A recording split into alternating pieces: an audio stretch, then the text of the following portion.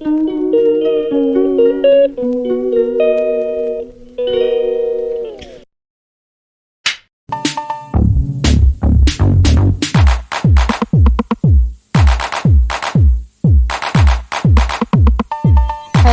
Welcome to the channel Gudiya blog. तो कैसे हैं आप सब? उम्मीद करती हूँ सभी अच्छे होंगे। और ये ब्लॉग है सैटरडे का, यानी कि 27 जनवरी का। तो सुबह सुबह का टाइम है, करीब बज रहे हैं 8:30 के करीब। और आजकल सभी लोग बहुत लेट उठ रहे हैं, तो 8:30 बजे बस चाय बन रही है मेरी। वैसे मैं तो सबसे पहले ही उठ जाती हूँ, क्योंकि सुबह के सारे काम मुझे ही करने होते हैं, झाड़ू वाड़ू लगाना और अपने दरवाजे पे पानी वगैरह छिड़कती हूँ सुबह को। आपके साथ मैंने पहले अपने ब्लॉग में शेयर किया है कि मेरा मॉर्निंग रूटीन क्या रहता है। तो बस मैं सब उठ के कर लेती हूँ, उसके बाद फिर से अपना जो भी मुझे सुबह काम करने होते हैं, एडिटिंग वगैरह वो कर लेती हूँ। और नाश्ते की तैयारी करके रख देती हूँ कि जब सब उठेंगे ना, तभी सब नाश्ता वाश्ता फटाफट से हो जाएगा। पहले से प्लानिंग करके रख लेती हूँ। तो ठंड ज़्यादा हो रही है, इसलिए मैं अपने केयर के लिए भी बहुत कुछ करती हूँ, क्योंकि अगर मैं ठीक रहूँगी तो घर ठीक रहेगा। अगर मैं ही बीमार पड़ जाऊँगी, लड़खड़ा जाऊँगी, तो मेरा घर पूरा लड़खड़ा जाएगा। तो इसलिए मैं अपना ध्यान पहले रखती हूँ। तो मैं अपने ध्यान के लिए अपनी चाय वगैरह सबको दे दी थी मैंने बेड पर ही, और फिर आ गई थी। रात को बादाम वगैरह भिगो के रखती हूँ ना, उनको छीलना है। तो अभी मैं नहाई नहीं हूँ, क्योंकि मैं कुछ प्रिपरेशन किचन में पहले से ही कर देती हूँ, नाश्ते की, खाने की। और आजकल सभी लोग लेट उठते हैं ना, तो खाना वगैरह सीधे खाना ही हो जाता है।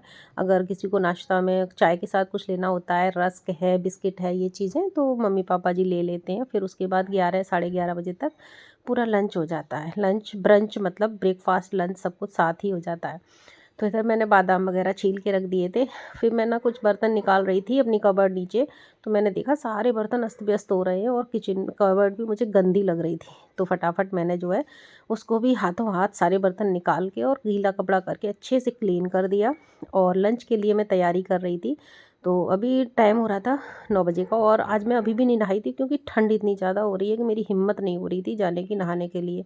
और मुझे सर्दी भी हो रही थी, अभी मेरी तबीयत ख़राब रही थी, इस चक्कर में मैं थोड़ा सा लेट ही नहाती हूँ, क्योंकि ठीक रहूँगी तो सबके ख्याल भी रख लूँगी, अपना ख्याल रखूँगी। तो यहाँ पर मैं सबसे पहले लंच की तैयारी करके रख देती हूँ, क्योंकि सब्ज़ी वगैरह तैयार हो जाती है ना, तो बहुत आसानी होती है सब कुछ करने में। तो यहाँ पर मैंने मटर पनीर छौंका है।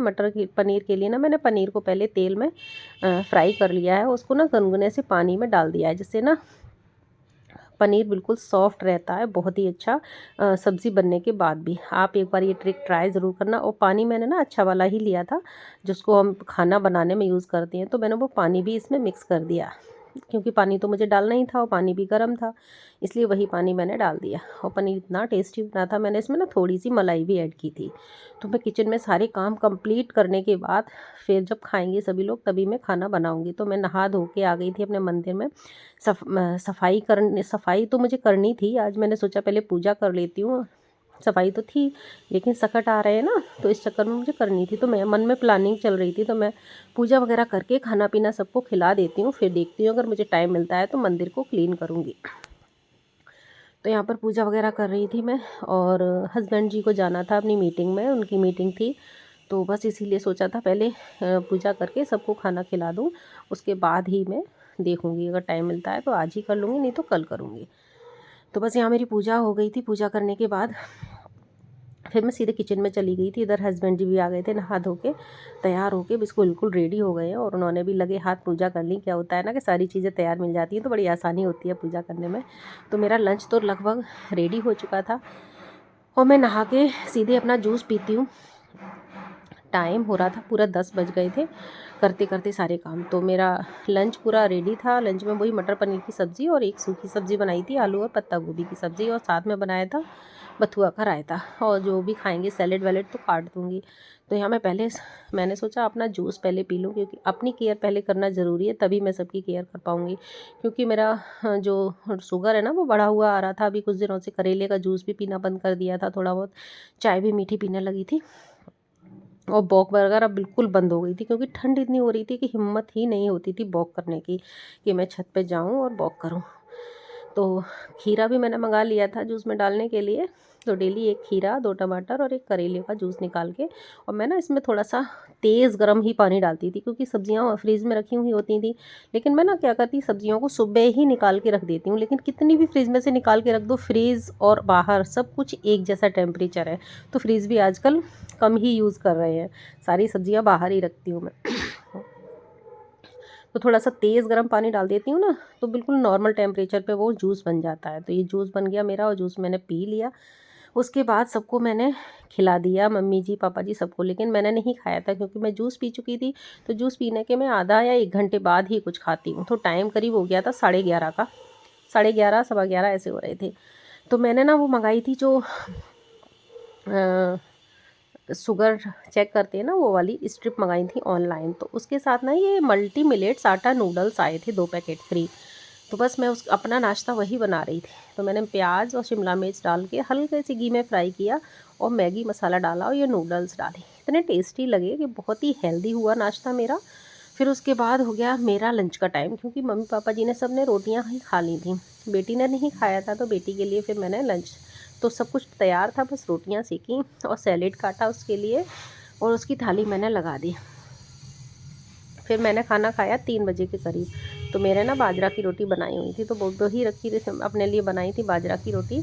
तो वही मटर पनीर की सब्ज़ी और बथुआ का रायता और पत्ता गोभी आलू और सलाद।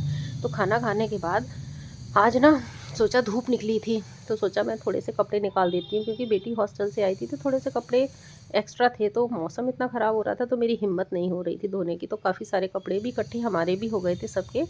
तो बस मैंने कपड़े डाले मशीन में, और ये देखिए टब पूरा भरा हुआ रखा है। मतलब ये कपड़े जो है धुल तो चुके हैं, लेकिन अभी पानी में निकलना बाकी थे।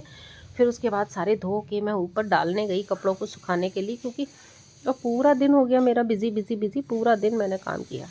फिर मेरा मन हुआ कुछ ऐसा खाने का जिससे ना थोड़ा सा अच्छा लगे। तो वही बाजरा की रोटी में घी डाला और थोड़ा सा गुड़ को क्रश करके डाला, और मैंने उसका बनाया मलीदा। मैं इससे पहले भी आपके साथ शेयर कर चुकी हूँ कि मेरी बचपन में मम्मी खिलाया करती थी ये सब चीज़ें।